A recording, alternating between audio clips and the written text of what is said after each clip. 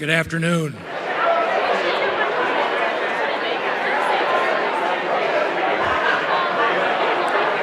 Good afternoon.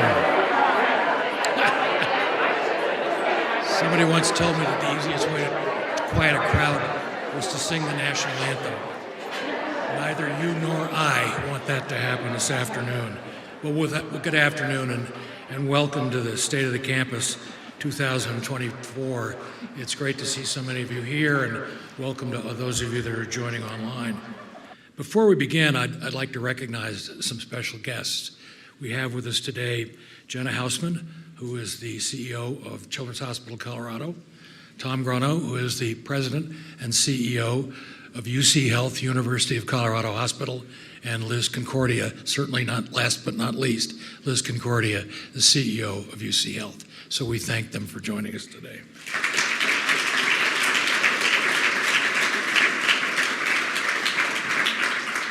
I'd also like to welcome my colleague here, Ellie Streifer, who is our ASL interpreter for this afternoon. I've thought a lot about what I might say today, and I realized that what might be most meaningful would be to tell a story. Not so much in an effort to review our strategic priorities, though perhaps a more in-depth refreshment of that discussion should start soon, but rather a story about where we are as a campus today and how we got there. We have many, many visitors to our campus, to our academic institutions that come to our campus every year from other institutions. And what strikes me most about meeting with them is that literally there is a uniform sense of marvel that they express when they look out at this campus and see what has been accomplished. Not just in bricks and mortar, but in the totality of what they see, and in the undeniable energy and spirit that permeates this campus. And that's because of this story. And it's actually a story about you, what you, the faculty, the staff, and students, and our partners at our affiliate hospitals have created to get us where we are today. On this campus, I believe we are in the business of hope. We inspire hope by training outstanding future leaders, by exploring new frontiers, and by setting the standard for quality of care.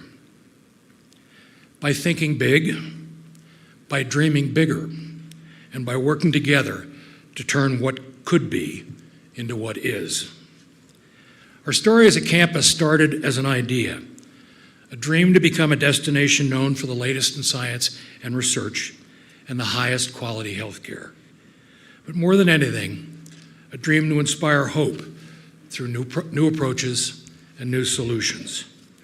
Today, we can be proud to call ourselves among the country's leading academic medical institutions, and we continue to advance. As we've grown, we've made tremendous progress by nearly every measure. Let's look at some highlights. Our faculty attracted $910 million in total new research funding last year, and that is an astonishing achievement. One highlight was a $2.3 million NIH grant in support of a head and neck cancer spore led by Dr. Antonio Jimeno and XJ Wong. We are home to one of just 4 spores in the country for those cancers, and leading the way in developing novel therapies. Among the many was a $3 million Department of Defense grant to Dr. Ian Stanley at the Firearm Injury Prevention Initiative for a study examining firearm safety in populations with post-traumatic stress disorder. Led by Dr. Emmy Betts, the initiative itself was launched last year with a $4.5 million commitment from the School of Medicine. It has become a trusted resource for research and for solutions, and there has never been a time when those were needed more. And we're off to an amazing start this year. Just one example of that is that this summer, researchers at the Colorado School of Public Health Lead Center, led by Dr. Donna DeBelia, were awarded a $17.8 million grant from the NIH It's part of a national program studying environmental exposures during pregnancies and the influences on the health of children. Our robust research enterprise has not gone unnoticed. We were ranked number 19 in the world and number 12 in the US for health sciences research, according to Nature's 2024 index report. In terms of total revenue beyond research, CU Anschutz, just the university, topped $3 billion last year, up by over 40% in the last 5 years. And our economic impact as a campus, including our hospitals partners, now tops $11.5 billion. And as we are fond to sometimes say, that's a bit larger than the ski industry in the state of Colorado. We continue to grow outstanding people to our ranks. Our faculty has grown to more than 6,500, our staff to over 5,900, and our student enrollments are steady at 4,500. Speaking of students, Yesenia Matterford, a first-year student in our nationally ranked physical therapy program, is a shining example of the kind of people we attract. Hailing from a tight-knit community in El Paso, Texas, Yesenia's passion for helping others led her to pursue a career in nursing. But after witnessing her mother's journey to her recovery from a stroke, in terms of clinical care, the CU School of Medicine faculty alone treated nearly 775,000 unique patients from every one of Colorado's 64 counties last year. If you think about that, that's nearly 13% of the population of the state of Colorado. With our hospital partners, Children's and University Hospital, we had more than 2.6 million patient visits on the campus this year. Every time I say that to a crowd of donors, I have to apologize for the parking. I'd like to recognize again our partners, Jana, Tom, and Liz. Organizations rise and fall on leadership, and we are very, very lucky to have those three at the helm. Please give them another round of applause.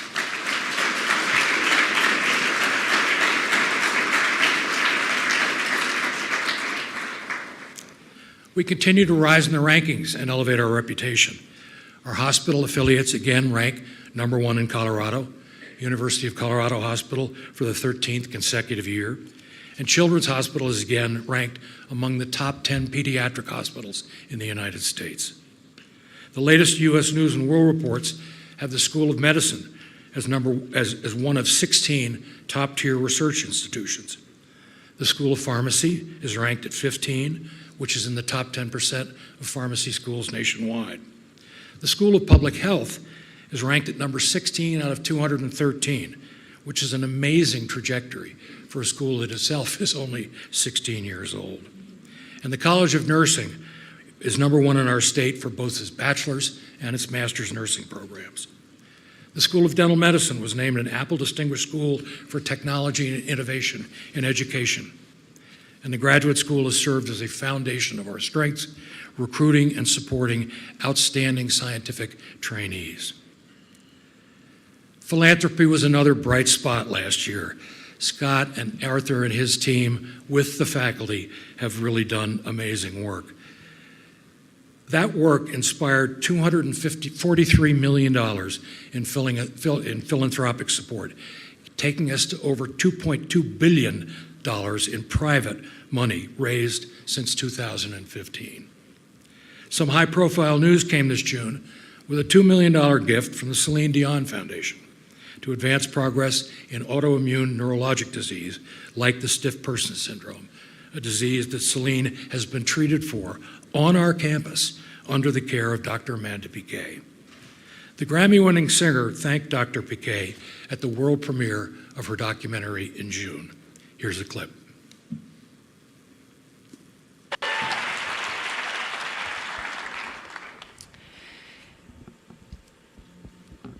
In finding ways, Dr. Piquet, in finding ways to manage and treat my condition, Dr. Piquet has delivered a very, very important result for me. She has replaced my fear with hope.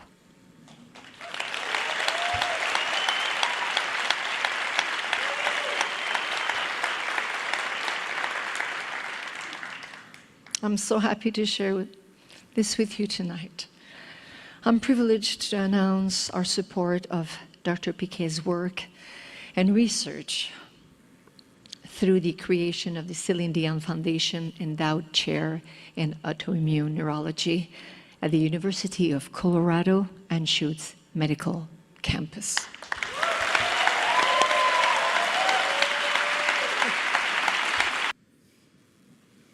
I said at the beginning,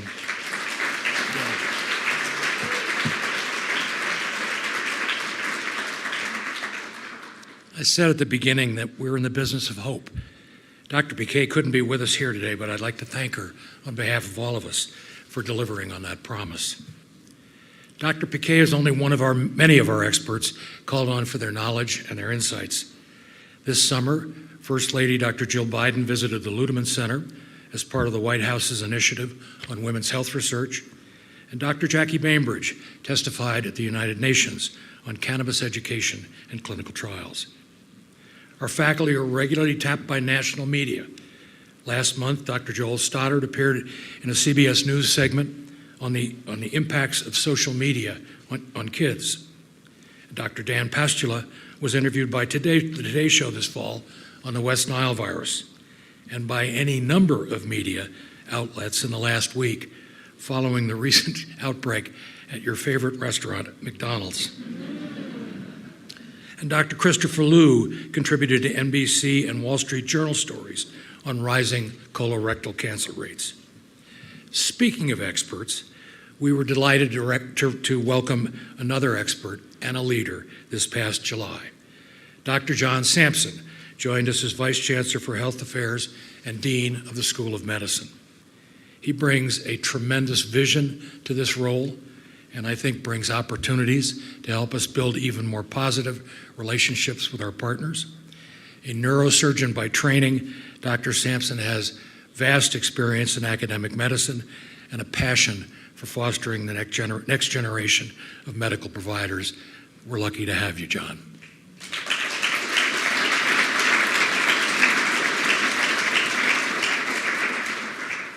When it comes to education and training, we are creating new ways to expand our reach. The School of Medicine celebrated a partnership of the U.S. Air Force Academy and our Combat Center last April. Through partnership with Bloom Healthcare, College of Nursing students can try out careers in geriatric care. In the Skaggs School of Pharmacy, a Rocky Mountain remote pathway makes our PharmD curriculum accessible to students in rural Colorado and beyond. At the Colorado School of Public Health, the inaugural cohort began our first of its kind Climate and Human Health PhD program, the first in the country. A new senior special care clinic at the School of Dental Medicine is making oral health care easier for people with disabilities and older adults. And the graduate school is mentoring early career scientists through a partnership with a brand new center and has begun centralizing a grant training office. All across our campus, we remain committed to elevating student, faculty, and staff experience by investing in our people. That's why we're working on improving onboarding and orientation, enhancing professional development, and working to make CU Anschutz a top place to work and to learn. We were encouraged to be recognized by Forbes as one of America's best large employers in 2024 and among the best employers for new graduates. We are focused on building a vibrant and connected environment. Many of you took part in recent survey efforts assessing our culture. We were heartened to see that we had made progress in many key areas, but the data also show very clearly that we have a lot more work to do, and we will continue our efforts to create a welcoming and inclusive campus environment. We also have to continue to add resources to support your mental health and well-being, like a new program that offers tools to improve sleep and the 24/7 counseling service for CU Health Plan members through Live Health Online. You're the ones that make this campus a special place that it is, and we want you to feel like you're part of a community. A campus-wide connection initiative launched last month and is one way that we're working on that. You may have seen that messaging around a place to connect at the block party. There is much more to look forward to. And our work doesn't stop at our campus boundaries as we continue to make strides in the community. Through our Resident Leadership Council program at the Office of Diversity, Equity, Inclusion, and Community Engagement, we are collaborating with North Aurora and Montbello to address some social determinants of health. This fall, our Department of Psychiatry and Children's Hospital led a youth mental health academy, connecting community members with resources and care for kids. A permanent clinical facility, the Aurora Wellness Community, opened last August, just a few miles south of campus. In its first 6 weeks, the clinic saw nearly 300 patients, the majority looking to establish care with a new primary care provider. And we'll reach more Coloradans statewide through our Rural Track program with the passage of a bipartisan health bill that supports expansion of the rural health workforce. When you add all that up, I think it's safe to say we've come a long way. But as we look ahead, we know we face some challenges. Our country takes to the polls a week from today. I don't think it's any understatement to say that the outcome of this presidential election could pose an existential threat to the future of academic medical centers as we know them today, and ultimately to our ability to treat the patients that we serve. Legislative threats from both the federal and state sides are equally concerning, from attempts to intercede in the physician-patient relationship at the federal level, to the redefinition of community benefit and facility fee accounting at the state level. These and other factors combine to create a set of economic concerns that are significant, not only to our university, but to our partner institutions. And we should be very clear that the economic health of our hospital affiliates has a direct bearing on the economic health of the university on this campus. We are in this together. We are partners. The three major elements that allow us to invest in incremental gains in the academic mission continue to be the clinical revenue margins from our practice plan, support from our affiliate hospitals, and philanthropy. The first two of those are under pressure for the simple reason that everyone is making attempts to lower the cost of health care, as they should. The issue is how that's accomplished. We would be naive to think that this pressure on us and on our partners doesn't represent a challenge going forward. Which leads me to the topic of what I believe is our innovation imperative. It is very clear that we need to find new ways to generate growth, and that growth will only come through innovation. Innovation and its companion, which is risk tolerance, these are areas where we need to excel. They are what set us apart, and I believe what can draw good people here, and where we will keep the accelerator down as we head into our next stage. It's also because of our focus on innovation that we're able to turn what is one day a dream into a discovery the next. We will continue to invest in areas that we know will shape health and medicine in a fundamental capacity, like artificial intelligence, which is obviously advancing at a breakneck pace. And while there are reasons to be wary, the wonders of AI for health and medicine offer amazing opportunities to embrace. From early Alzheimer's detection to sepsis prevention to real-time clinical decision-making, the possibilities are seemingly endless. We have exceptional teams and highly connected resources in place, and we're going full speed ahead. Novel therapeutics is another such area for us, and that includes cell and gene therapies. With the launch of the Gates Institute in 2023 and our capabilities at the Gates Biomanufacturing Facility, our faculty are blazing new trails in therapeutic development.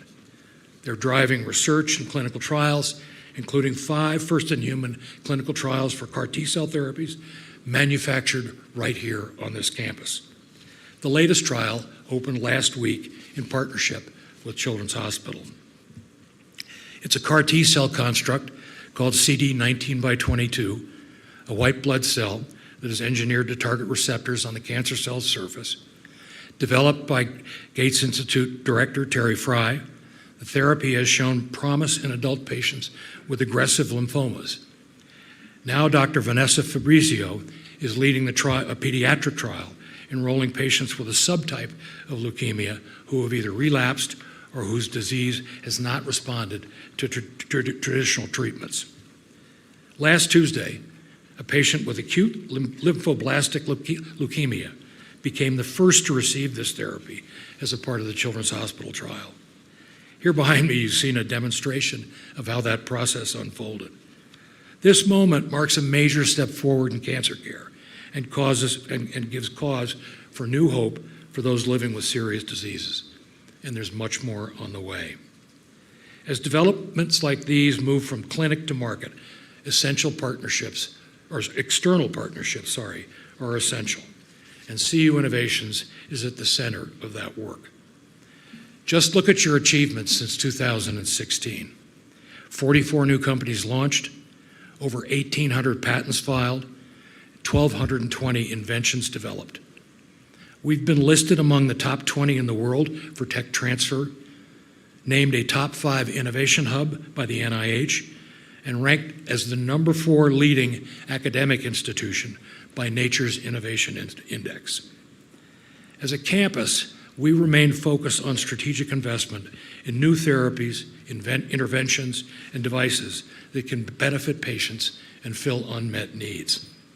Our largest investment in this area is one I highlighted last year, Refine Science. It's a partnership between the university and UC Health, and it's using big data and basic science to speed novel drug development. The effort includes a joint venture with argenx called Oncoverity that is advancing a precision medicine to treat acute myeloid leukemia.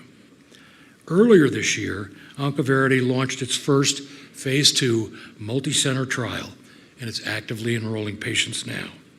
And there are 3 new data sets under development at Refine Science with the promise of saving more lives. Last year at this time, we just finished reviewing applications through the Anschutz Acceleration Initiative, made possible with a $50 million gift by the Anschutz Foundation.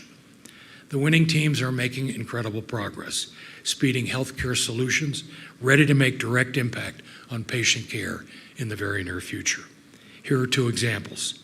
Dr. Eduardo Davia and his team are addressing gaps in cancer treatment by developing personalized cellular immunotherapies to treat solid tumor cancers, which make up about 90% of all cancers.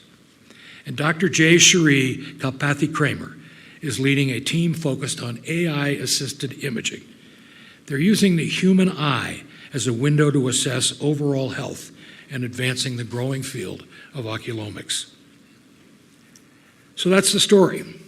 We've come a long way. We face challenges ahead, and we're committed to innovations. But once again, what does it all add up to? What is the next chapter? I think we're at an inflection point in the history of our campus. We are, I think, a great academic medical center, but we aspire to be a truly exceptional academic medical campus. And I think the energy is here to do that. University of Colorado Hospital, Tom Greneau, has a goal to see that hospital in the top decile in the next 3 years. And Dean Sampson is prioritizing taking our School of Medicine into the top 10 of the country. We can do both. I think we will do both, and do both soon, because of the very people in this room and on our campus. We will do it because you aren't afraid to dream big, to do what's never been done before. You aren't daunted by the unknown. You aren't slowed by what-ifs. You're driven forward by them. Your work is inspiring, and we look forward to telling your story far and wide with a new advertising campaign beginning in January. In preparation for it, our new advertising agency visited people all levels in all the organizations across this campus.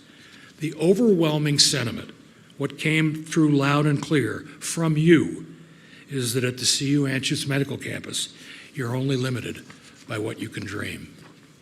It is your dreams, your discoveries that have brought us to where we are, and your dreams and your discoveries that will take us to where we want to go. If you ever need a reminder, it's evident in the care we provide here, in the lives transformed and the lives saved. Every day, people like Doug Scanlon and his wife Kendra and their 3 kids gain new hope in the face of illness and disease. Doug was just 48 when he learned he had stage 4 colon cancer that had spread to his liver. When he began a treatment plan at a community hospital, he was looking for options beyond the standard chemo and radiation regimen. Unwilling to accept a prognosis of control, not cure, with an estimate of 18 to 24 months to live, Doug sought out our experts at the CU Cancer Center, where the multidisciplinary team worked with him on a new path forward. When the original team said, listen, this is very advanced and we will treat you, but you need to know that the goal here is to control, not cure. They even gave a prognosis of 18 months to 2 years. He was 48 years old. And I looked at you and I said, scrub that number from your head. We do not accept it. What Anschutz did is brought a lot of hope and encouragement for a different path. One of the things I said to Dr. Gleisner when we first met was that I didn't want to live with cancer. I didn't want to be just in maintenance mode, throw everything you got. I explained that we offer a lot of innovative treatments here at the University of Colorado Cancer Center, and that metastatic colorectal cancer to the liver is not always considered a death sentence. And in fact, there are a lot of things that we can do and a lot of treatments we can consider in his case. The hepatic artery infusion pump is a pump that gets implanted in the lower abdomen, and essentially it infuses chemotherapy directly into the liver. It's a way for us to be able to give chemotherapy in addition to additional systemic chemotherapy without giving additional toxicity to patients. The goal of adding the pump to his treatment regimen was to be able to shrink those tumors in his liver so that we could eventually get to a point that they could be all surgically removed or treated. The pump was a complete game changer. Not only for the treatment that it was going to provide, but also the side effects that it was going to remove. It meant an entire change from what I was going through prior. We go to the CU Cancer Center to find more options, and we're saying, hey, give us all you got because we can take it. And then you give us an option that is very targeted, reduces the side effects, and has great efficacy. I mean, that's about as big a grand slam as you could hope for. We got to that goal. So about 1 year later, we got everything removed. The day that we get to deliver good news is absolutely the best day. And thankfully, we've had so many of those visits with Doug. I do remember giving him a hug and him telling me that you were the first person to give me hope. We needed them as scientists to get me to the goal line. And they are incredible scientists. Yeah. Through this experience, I've learned that hope and attitude and things like that play an extremely important role. We are incredibly blessed. I got to see 2 kids graduate. Got to go to a couple weddings. Among the decisions that we've made as partners, or even in my entire life, I don't know that there's one of more significance to our lives, our family's lives, than that switch to the CU Cancer Center. You're not just a cancer patient. They actually care about you and what your outcome is. That in and of itself actually helps perpetuate the hope. We are honored to have the Scanlons here with us today, along with some of Doug's team care members. Please, let's give them a hand.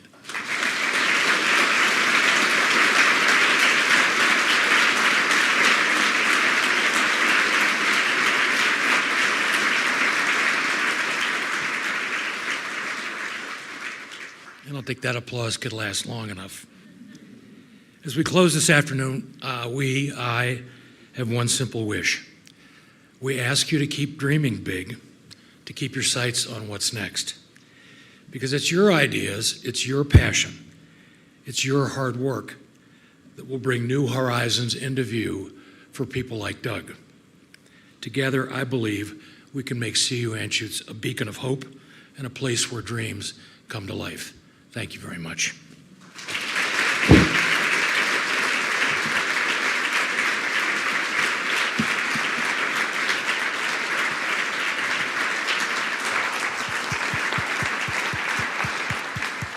Please join your colleagues in a small reception outside and have a great evening, everybody.